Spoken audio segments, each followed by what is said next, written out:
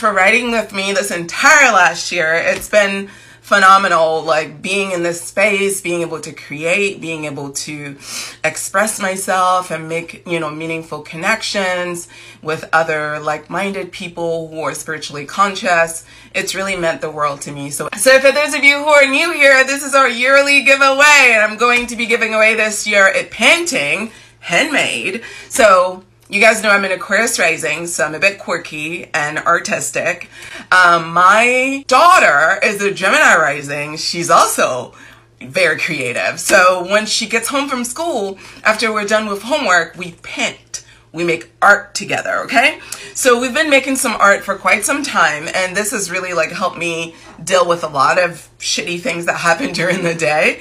So today, the giveaway prize is going to be a combo. One is going to be a piece of art that we made, and then the second is going to be a book that one of my followers, who's an author, wrote called My Family is Love, and her name is Lulu Cubes. This is an excellent book that I read to my daughter and that I adore. I've used this book as well in the past to talk about, astrology, zodiac signs, and lessons that some zodiac signs are here to learn, which more to come on that. So whoever the winner is going to get a copy of this book that you can, if you have a kid, great to read to your kid. If you don't have a kid, you can give it away to someone else who has a kid.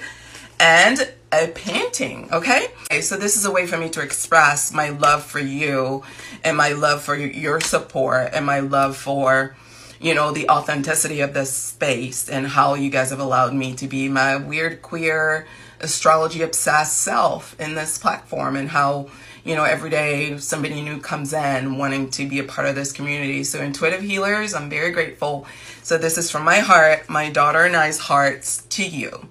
Now you get to pick which painting you want. So for this part, I'm going to be moving a little slowly so you can tell me which number you want. So you're going to say painting number this, and I'll know exactly which one it is.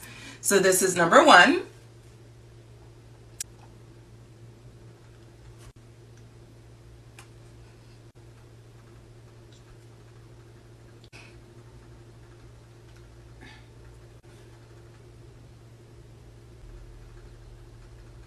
And I have a story about this one at another time. That is 8 paintings, and I'm gonna go ahead and post them onto my stories so that you guys have them there as well, and you can go over them again and figure out which number you want.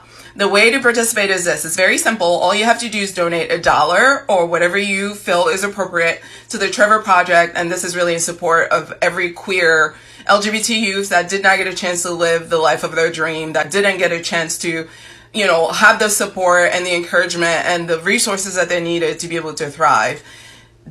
In spite of my challenges, I feel so grateful that I was able to land on my feet, as an immigrant queer child living in America, that I was able to create a wonderful life for myself. And I know I'm truly privileged to be able to have had that, because many of us end up addicted to drugs. Many of us end up, prostituting ourselves. Many of us end up dead because of violence on the streets, because many of us are abandoned and rejected by our families and have nowhere to go. And many of us have to do things that we don't necessarily want to do to survive, because we have nobody left. We have nobody willing to help us out, nobody willing to honor our humanity, and nobody willing to really stand up for us. So in honor of all of those that are struggling and all of those that did not make it, and all of those who died of early deaths, we're going to be donating to the Trevor Project, okay? So all you have to do is donate to the Trevor Project. Link is in the bio. Please do not make your donation anonymous if you want to get one of the paintings and one of the books, because I won't know how to compensate you for your donation. So make sure that you include your name. It could be your account name.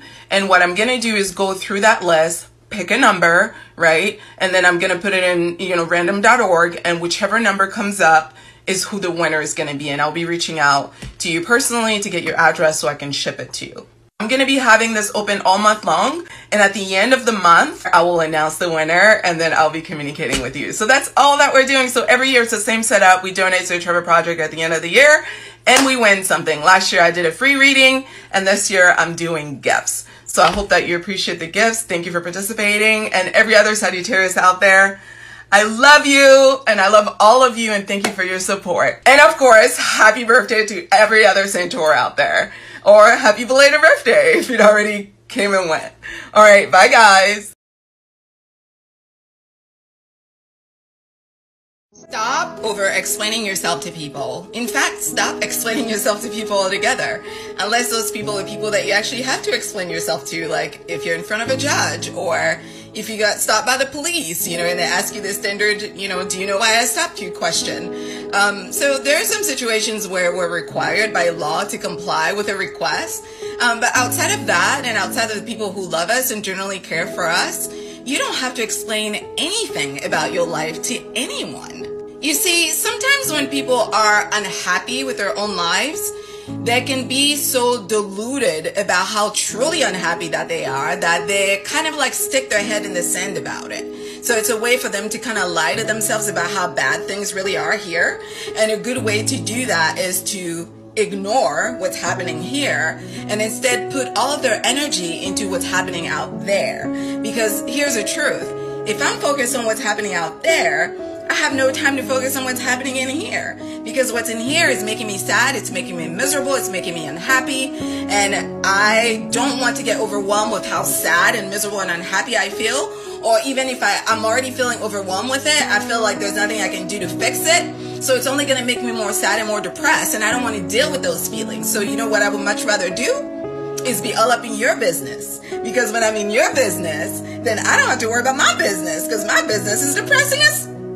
Yes, it doesn't feel good. So a lot of times when people have poor boundaries and they're unhappy with their lives, they get very interested in other people's lives. And it's not because they actually care about you or want to know what's going on with you.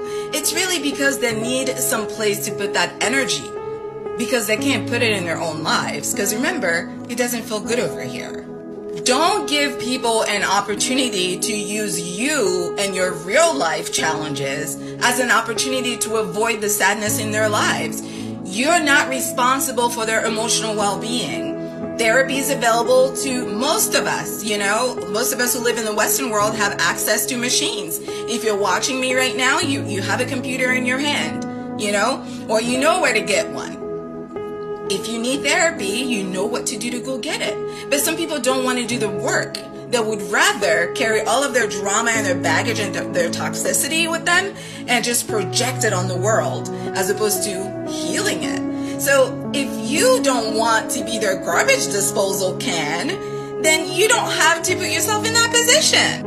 It's not your job to make those people feel better about their lives if they themselves don't care enough about themselves to want to make their lives better. You can't do more for them than they can do for themselves. It's your job to make your life better, and it's not your job to explain your life to anybody except God.